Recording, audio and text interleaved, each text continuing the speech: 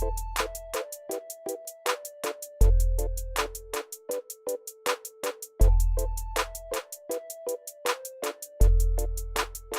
ัสดีครับวันนี้เราก็มีข้อคิดดีๆมาให้ทุกท่านได้รับชมกันนะครับการันตีถ้าคุณทำ10 ข้อนี้ได้คุณรวยแน่ๆแต่จะเริ่มช้าหรือเร็วอยู่ที่คุณเราจะเรียนรู้อะไรได้บ้างจากประสบการณ์ชีวิตของชายวัย54 ปีที่มีชื่อว่าแจ็คหม่าอภิมหาเศรษฐีชาวจีนที่ครั้งหนึ่งเขาก็เป็นเพียงมนุษย์ทั่วไปที่โดนปฏิเสธเข้าทำงานผ่านการผิดหวังมานับครั้งไม่ถ้วนแต่ด้วยใจมุ่งมั่นไม่ยอมแพ้ทำให้เขามีวันนี้และได้เป็นเจ้าของอาลีบาบาหนึ่งในอาณาจักรอีคอมเมิร์ซที่ใหญ่ที่สุดในโลกอยากรวยใน5 ปีนี่คือวิธีการันตีถ้าคุณทำ10 ข้อนี้ได้คุณรวยแน่ๆถ้าคุณคิดว่าจะรวยจงฟังข้อคิดดีๆ10 ข้อดังต่อไปนี้นะครับ 1. อย่าเพ้อเจ้อคุณไม่ได้อยากได้มันจริงๆคุณแค่พูดไปวันๆว่าคุณอยากมีอะไรเป็นอะไรทำอะไรแต่ไม่เคยทำจำไว้อยากได้กับต้องได้มันไม่เหมือนกันอยากได้มันแค่อารมณ์ชั่ววูบต้องได้คือมีเป้าหมายแผนการและลงมือทำ 2. อย่ารีบกับผลลัพธ์คุณคิดว่าถ้าคุณทำดีที่สุดแล้วมันต้องสำเร็จแต่ความจริงไม่ใช่ความสำเร็จไม่ได้มาจาก1 ครั้งที่ทำดีที่สุดแต่มาจาก1 ใน 10หรือ100 ครั้งที่ทำดีที่สุดต่างหาก 3. อย่าเสียความเป็นตัวเองคุณพยายามเอาใจทุกคนทำให้ถูกใจทุกคนทำให้ทุกคนยอมรับจนไม่เป็นตัวของตัวเองจำไว้ว่าคุณไม่มีทางทำทุกอย่างให้ถูกใจทุกคนได้และกล้าทำตามสัญชาตญาณของตัวเอง 4. อย่าลืมอนาคตคุณมีแต่งานในหัว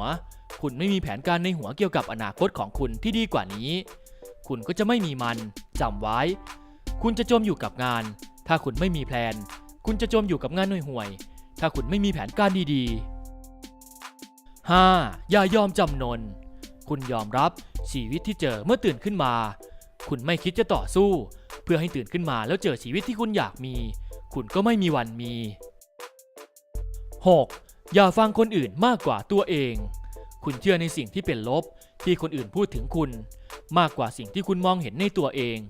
นั่นคือสิ่งที่แย่ที่สุดที่ทำลายสิ่งที่ดีที่สุดในตัวคุณ 7. อย่าขี้เกียจคุณต้องเข้าใจว่า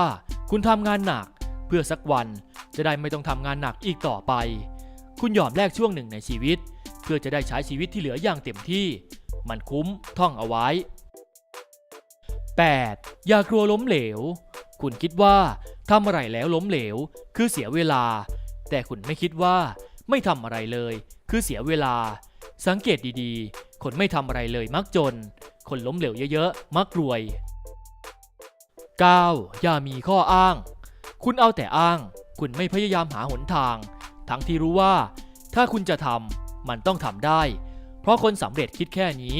ถ้าบินไม่ได้ก็วิ่งไปถ้าวิ่งไม่ได้ก็เดินไปถ้าเดินไม่ได้ก็คลานไปแต่คุณแค่ไม่พยายาม 10. อย่าปิดตัวเองคุณทำตัวเหมือนอยู่คนเดียวในโลกไม่เปิดตัวเองไม่เข้าหาผู้คนไม่สังคมไม่หาโอกาสจำไว้คุณทำอะไรคนเดียวคุณอาจสำเร็จได้แต่มีที่ปรึกษาแรงกระตุ้นแรงสนับสนุนคุณจะสำเร็จได้เร็วกว่าฟังแล้วลองนำกลับไปคิดดูนะครับว่าภายใน5 ปีเราควรจะมีเงินเก็บมีอาชีพที่ดีมีรายได้ที่ดีสามารถเลี้ยงครอบครัวให้อยู่ดีกินดีได้ไม่ต้องพึ่งพาอาศัยคนอื่นอย่าลืมแชร์บอกต่อกันนะครับเพราะมันให้ข้อคิดหลายๆอย่างก็จบลงไปแล้วนะครับทุกคนคิดเห็นอย่างไรอย่าลืมแสดงความคิดเห็นกันได้ที่ใต้คลิปนะครับถ้าเห็นว่าคลิปนี้มีประโยชน์ก็อย่าลืมช่วยกันกดไลค์กดแชร์และที่สำคัญอย่าลืมกดติดตามให้ผมด้วยนะครับสำหรับวันนี้สวัสดีครับ